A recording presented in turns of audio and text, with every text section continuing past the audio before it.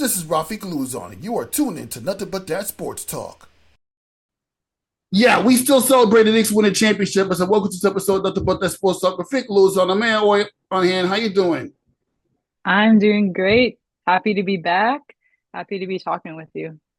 Yeah, I mean, obviously we have some WNBA stuff to talk about, but right now it's all about the New York Knicks, and I know I already went over with somebody that covered the New York Knicks the other day in the last episode, but right now I want to get your take on the type of run the New York Knicks had to win this championship. Yeah. Woo. It was so fun to watch, so incredible. I feel like the Knicks, you could tell they wanted it more. And they played like it. So super fun to watch. I mean, the way that Brunson plays, the way that Josh Hart plays. Josh Hart is my favorite player on the Knicks. And to me, he's like all heart, right?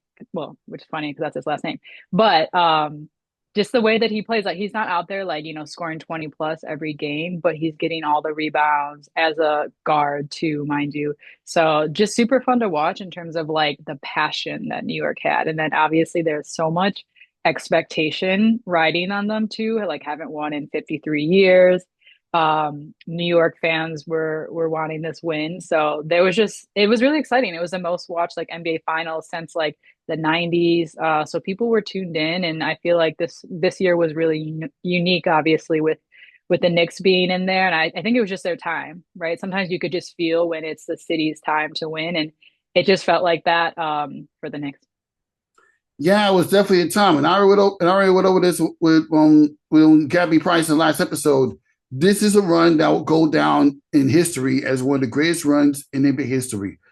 283-point differential to the opponents that the Knicks have taken out throughout the entire run. Two comeback wins of at least 20 points.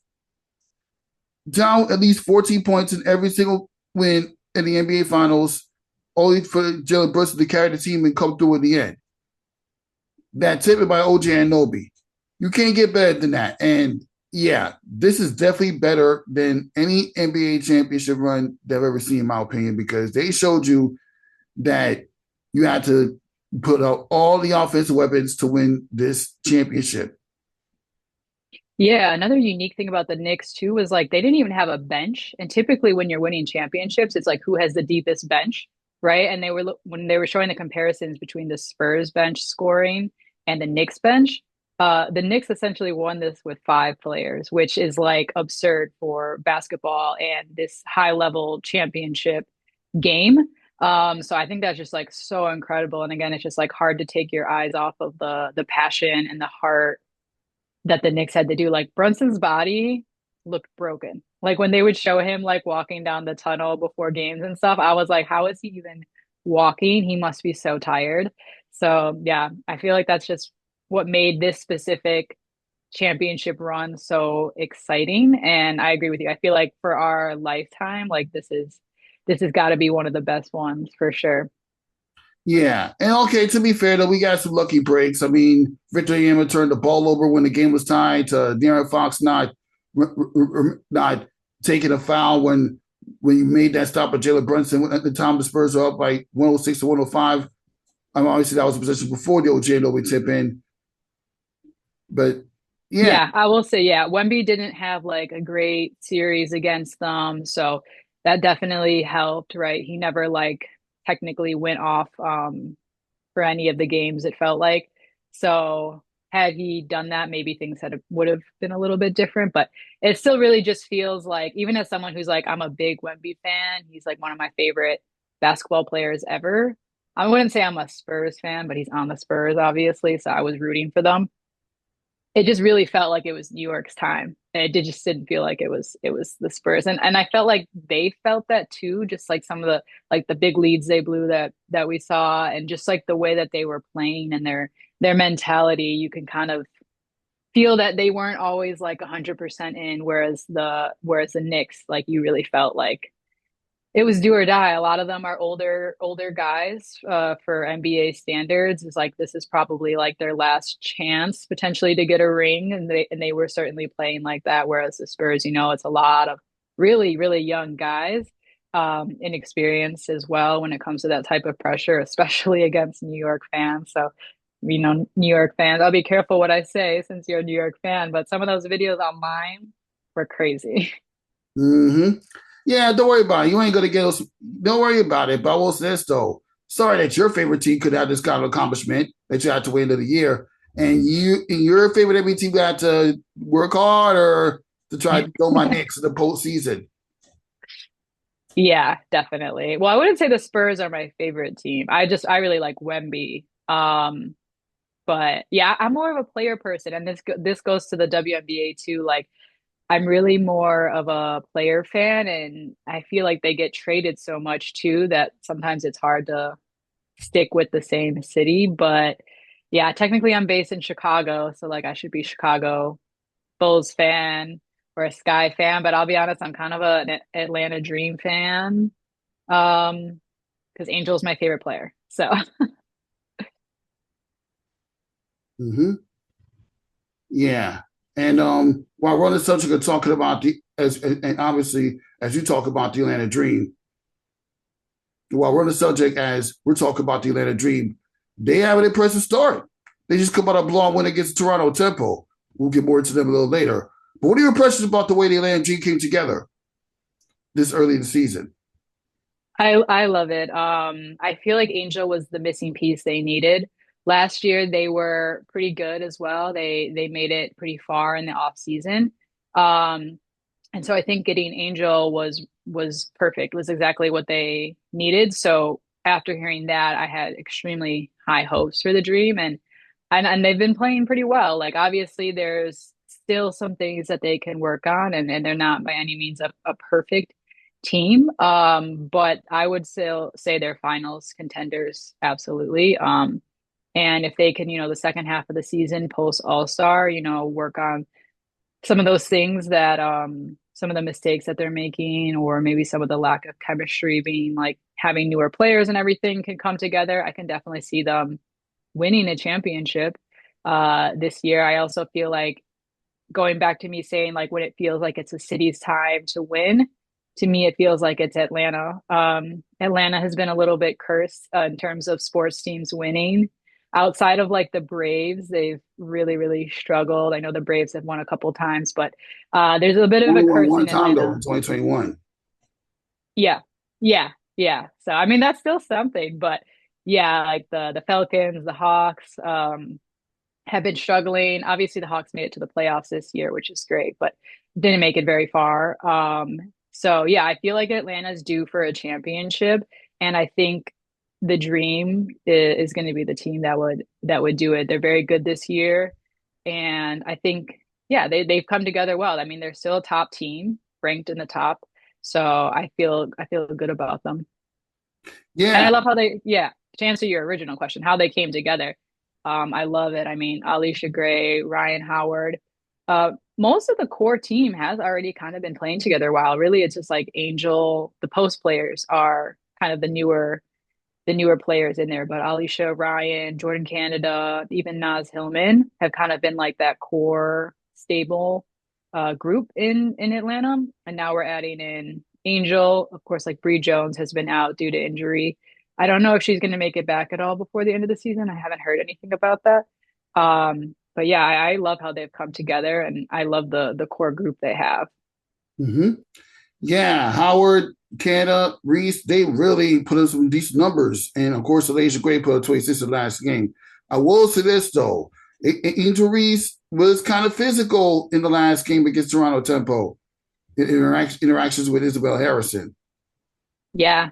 Yeah, I actually just made a video on that. Obviously, that was pretty big news. And watching the videos back, it's hard to say, is that like, just basketball moves, or was there something a little bit more going on? And then of course, when you dig into the history, it's like Izzy and Angel used to be teammates on the Chicago Sky, Angel's rookie year.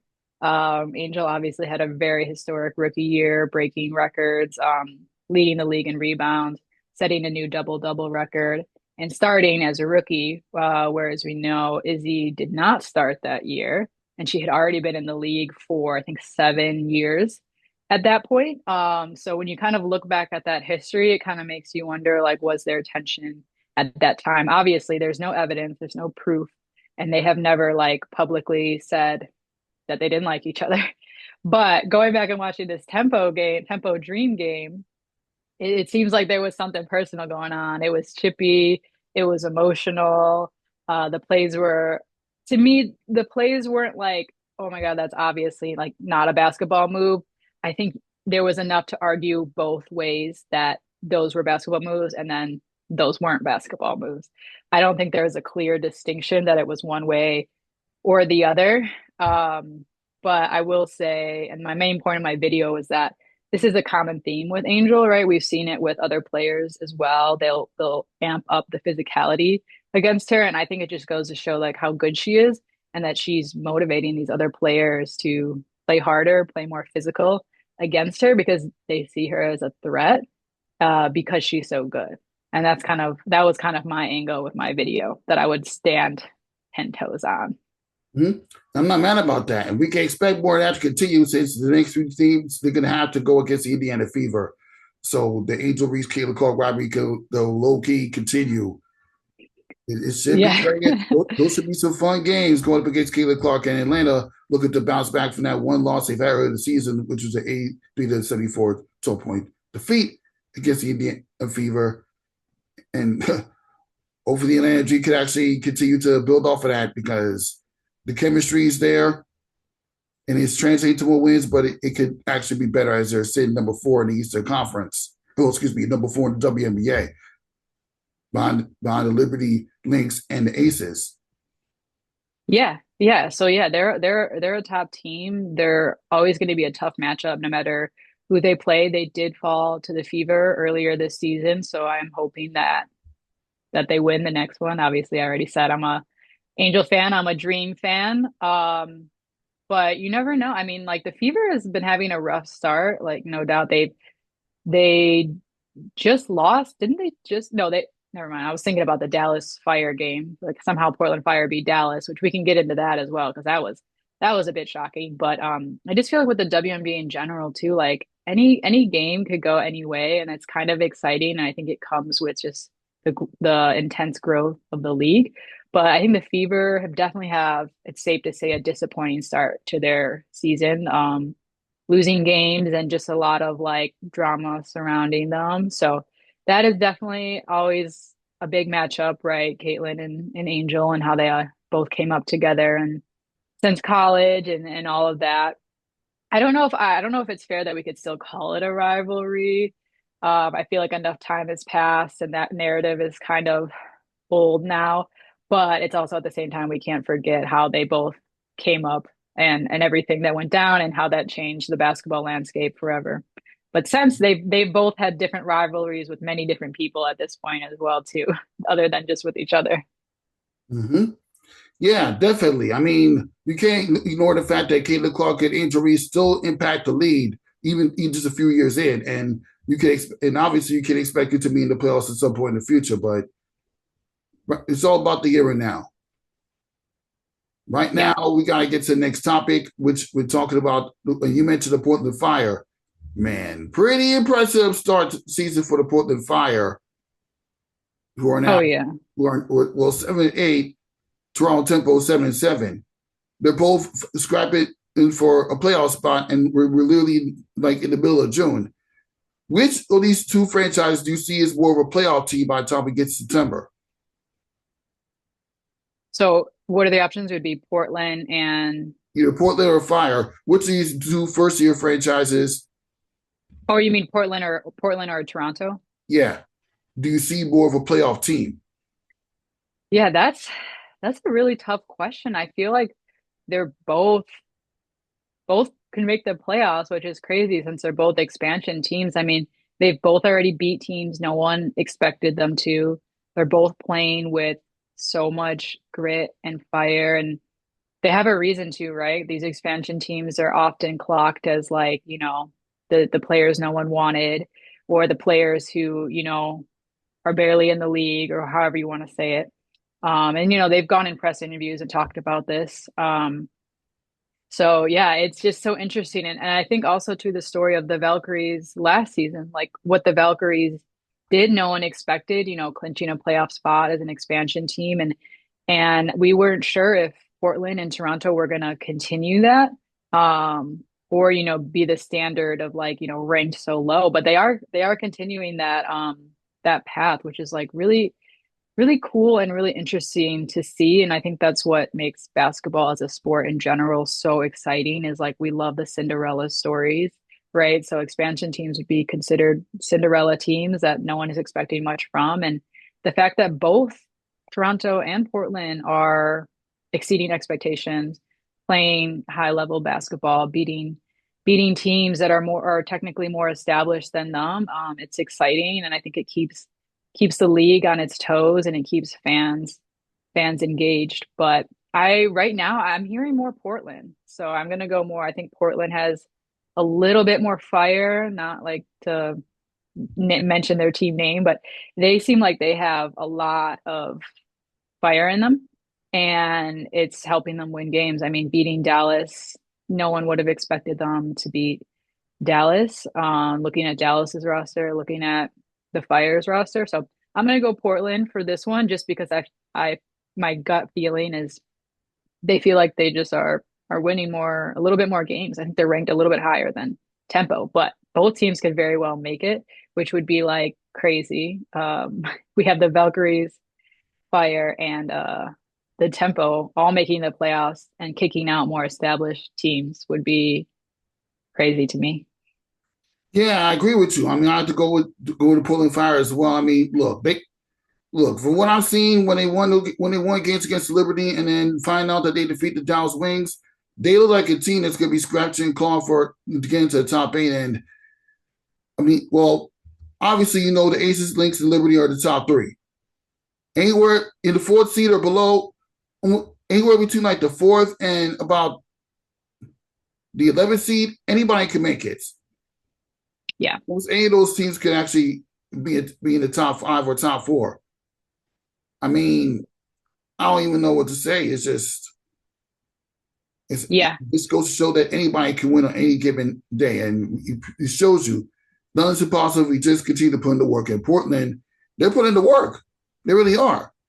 I mean, Toronto has some things to work out. I mean, Marina Mayberry almost had that crazy comeback against the Washington Mystics before, of course, losing the buzzer to Sonia. And then That game was crazy. I watched that game. That was a crazy finish. So I got to give it to Toronto. Even though Toronto Temple did lose, I got to give credit for that fight that night. Of course, yeah, all that fight died when they ran to Atlanta Dream, a much better, more complete team. Yeah, but we all have our struggles I mean, we can be anybody else, but we can't win against championship contenders. We all had that struggle. Yeah, pretty much the way it is. What's crazy? I was watching that Mystics tempo game. What's crazy is Marina was going off. She was playing so well, making these crazy shots. But then, of course, when Sonia hits that game winner, that's all that gets talked about. But in my mind, I was like watching Mayberry before Sonia made the game winner, and I was just like amazed. I was like, this is incredible what she's doing. And I thought the tempo were going to win it just because they had all that momentum. But then when you have a player like Sonia, who's just like that good and that girl, like she was able to pull off a win. But obviously those teams are both super, super talented and the game could have gone either way. But yeah, the Mayberry and Sykes combo is really exciting to watch. I do think they need a couple of more pieces. And you can clearly see in some of their games that they are missing some pieces to pull out those wins. However, most of the games are pretty close. Now, obviously, they played the Dream, and that game wasn't close. But then again, the Dream is a top four team, and they just came off a tough Mystics loss. So that does play a role in sports too. It's like who was your matchup before, who's your matchup after? Because I feel like if we were going to go back to the college championship, it felt like South Carolina prepped so hard for UConn and won, and then they just did not prep for UCLA at all. So like sometimes the scheduling and who you play matters. Mm-hmm. We can't duck the schedule. We can only play who's right in front of you. You really can't. All right, now to another topic. The New York Liberty clinching Commissioner's Cup spot after Yes. defeating the Washington Mystics. And funny enough, we just talked about that. And Liberty got up to like a little bit of a rocky start, but they look like they started to gel, win like 6 in a row. And Sabina coming back, she's coming off the bench and she's still kind of like trying to recover from the injury that kept her out for the first month of the season. But you can tell they showed you flashes of how dangerous it could be. Yeah. Yeah, the Liberty definitely had a rough start. I wonder too if the Knicks, playing is kind of motivating them, or the Knicks win is kind of, adding some good juju for the Liberty. Because I imagine being in the city of New York right now is it just probably a feeling unlike any other. So that's just one random theory. But yeah, I feel like New York, a new head coach, a couple of new major pieces takes time to build that chemistry and figure out a good flow. But I mean, New York won the championship 2024. I don't think we can ever write them out. They're still a very, very good team. And it's also kind of like with the WNBA, the first half of the season is usually very different than the second half of the season. We always usually see like a huge shift on which teams are at the top. So yeah, I think the Liberty being in the Commissioner's Cup makes sense, and I'm excited to see who they play. Who do you think that they're going to end up playing? It's a toss up. I mean, if New York Liberty gets to the finals, it depends how the seeding goes. But it's looking close towards the Minnesota Knicks again. I mean, I love that even without the Fisa Collier, Olivia Miles is carrying that team to continue racking up wins. I mean, they almost Yes. defeated the Las Vegas Aces. Olivia Miles is tearing it up in the last game.